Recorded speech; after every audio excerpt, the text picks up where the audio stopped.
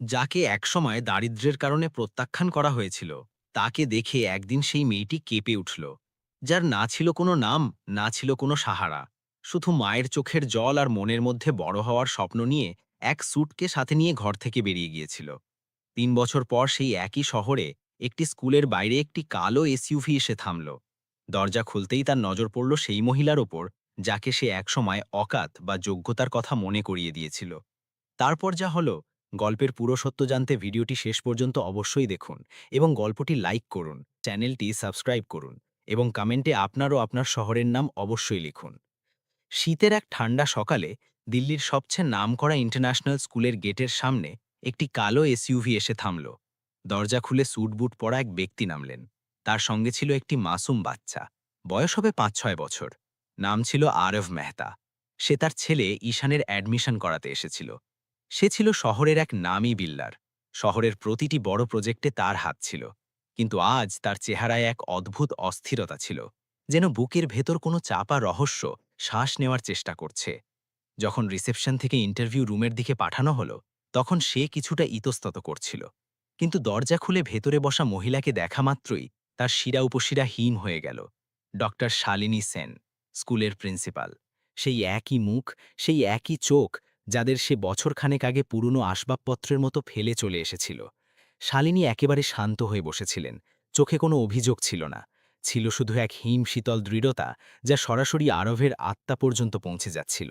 আরাফ কাঁপানো গলায় বলল, গুড মর্নিং, আমি আরব মেহতা। শালিনী কয়েক মুহূর্ত তার দিকে তাকালেন, তারপর ফর্মে চোখ রেখে বললেন, বাচ্চার নাম ঈশান, আমার ছেলে।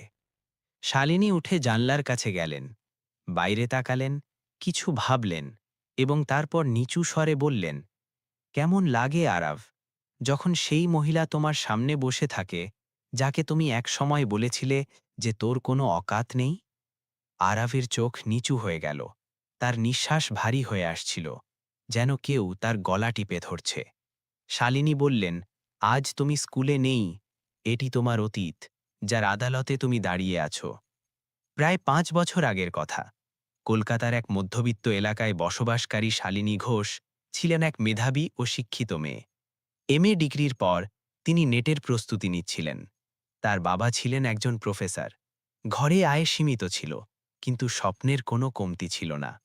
এরই মধ্যে আরাভ মেহতা নামে এক বড় বিল্ডারের পক্ষ থেকে বিয়ের প্রস্তাব আসে। সে দেখতে সাধারণ হলেও কথাবার্তায় ছিল অত্যন্ত আকর্ষণীয়। বলা হয়েছিল যৌতুক লাগবে না, শুধু মেয়ে বুদ্ধিমান ও শিক্ষিত হতে হবে। শালিনীর বাবা মায়ের মনে হল যেন ভাগ্যের দরজা খুলে গেছে।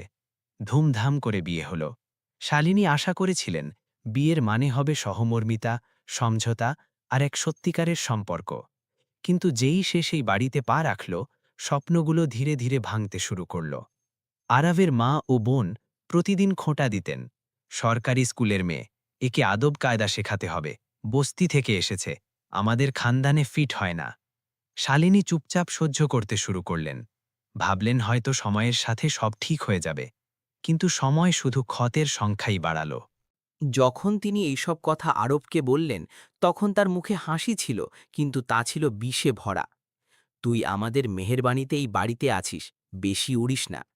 সেগুলো শুধু শব্দ ছিল না, ছিল কারো আত্মসম্মান চিরে ফেলার তলোয়ার। তবুও শালিনী চুপ ছিলেন। মা শিখিয়েছিলেন যে নারীকে সহ্য করতে হয়। ৩ মাস কাটল। একদিন যেন নতুন এক কিরণ দরজায় কড়া নাড়ল। শালিনী মা হতে চলেছিলেন। তিনি খুশিতে কাঁদলেন। তার মনে হল এবার হয়তো সব বদলে যাবে, আরবের মন হয়তো গলবে। কিন্তু যখন সে তাকে জানালো, আরবের মুখে ছিল রাগ। এটা নষ্ট করে ফেলো, আমি ওষুধ নিয়ে আসছি। সেদিন শালিনীর ভেতরে কিছু একটা ভেঙে চুরমার হয়ে গেল।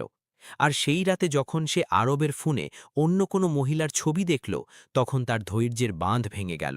সে চিৎকার করে বলল, আমি সব সহ্য করে নেব, তোমার বাড়ির লোকের গালি, তোমার রুক্ষ ব্যবহার, কিন্তু এই ধোঁকা নয়।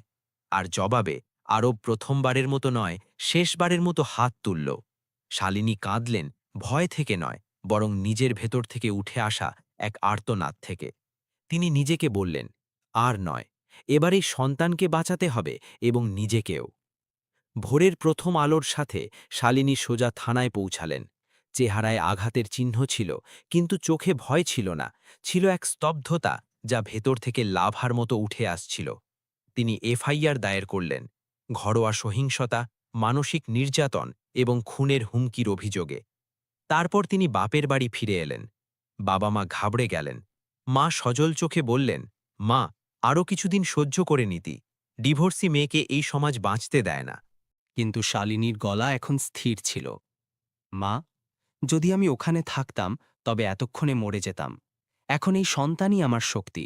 আমি একে একারই বড় করব, কারো করুণায় নয়। কয়েক মাস কাটল। একদিন এক মিষ্টি মেয়ে এই পৃথিবীতে পা রাখল, কাব্যা। সেদিন শালিনী প্রথমবার শান্তির ঘুম ঘুমালেন। কাব্যার নিষ্পাপ চোখের মধ্যে তিনি এক নতুন পৃথিবী দেখতে পেতেন, যেখানে কোনো খোঁটা ছিল না, কোনো ভয় ছিল না। যখন তিনি তাকে প্রথমবার কোলে নিলেন, তার কানে ফিসফিস করে বললেন, এখন তুই আমার বেঁচে থাকার কারণ, আর আমি তোকে এই দুনিয়ার প্রতিটি হোঁচট থেকে বাঁচাবো। কিন্তু দুনিয়া এত সহজে পিছু ছাড়ে না। পাড়া প্রতিবেশীদের খোঁটা আবার শুরু হলো। স্বামী ছাড়া মেয়ে মানুষ, কতদিনই বাচ্চার বোঝা বইবে? এখন একে কে বিয়ে করবে? এমনকি একদিন মাও বলে ফেললেন, মা, এই বাচ্চাটাকে আমাদের দিয়ে দে, তুই দ্বিতীয়বার বিয়ে করে নে, তোর বয়স এখনো ফুরিয়ে যায়নি। শালিনী কয়েক মুহূর্ত চুপ থাকলেন, তারপর শান্তভাবে বললেন, মা, যদি আমি আবার বিয়ে করি আর এই বাচ্চাটা কোনো সৎ বাবার হাতে পড়ে, তবে কি আমি তাকে সেই একই কষ্ট দেব না যা আমি পেয়েছি? না মা, এ আমার মেয়ে। এখন আমিই এর মা, আমিই বাবা, আর আমিই পুরো